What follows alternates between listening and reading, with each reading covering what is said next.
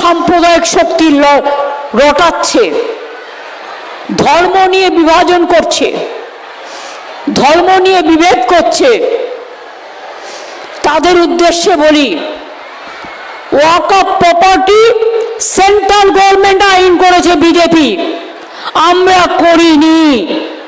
পরিষ্কার জেনে রাখুন, আমরা বিধানসভায় এর বিরুদ্ধে প্রস্তাব নিয়ে বারণ করেছি, আমরা সুপ্রিম কোর্টে কেস করেছি, রাজ্য সরকার কেসও চলছে। তাছাড়াও আমরা যতদিন আছি আমি এসব জায়গায় কাউকে হাত দিতে দেব না।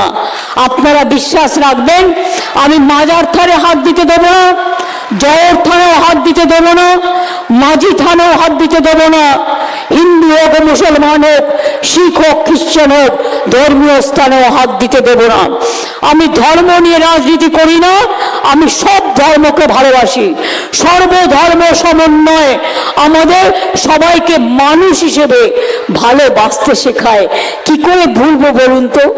নেতাজি সুভাষচন্দ্র বোস তো সব ধর্মকে নিয়ে কাজ করেছেন, গান্ধীজি সবাইকে নিয়ে কাজ করেছেন, রবীন্দ্রনাথ ঠাকুর বাংলার মাটি বাংলার জল করে হিন্দু মুসলমানের হাতে রাখি বন্ধন করেছে।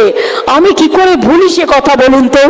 নেতাজি সুভাষচন্দ্র বোসের রাইট হ্যান্ড ছিলেন শাহনওয়াজ খান। বিজেপি তুমি আমায় কি গালাগালি দিলে? তুমি আমাকে হিন্দুত্ব শেখাবে না, আমি বলে দিলাম। তার কারণ আমিও হিন্দুত্ব জানি।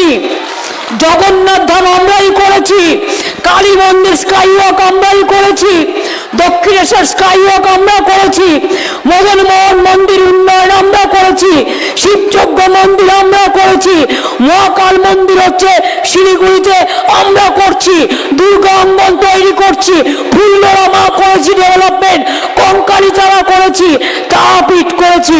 কোনটা করিনি? তোমরা কি করেছো? এক চোখা আর এক পক্ষ। তোমরা কি করেছো? তোমরা তো একটাই চেনো, তোমাদের ধর্মের মূল কথা, আসল ধর্মকে ভুলিয়ে দাও।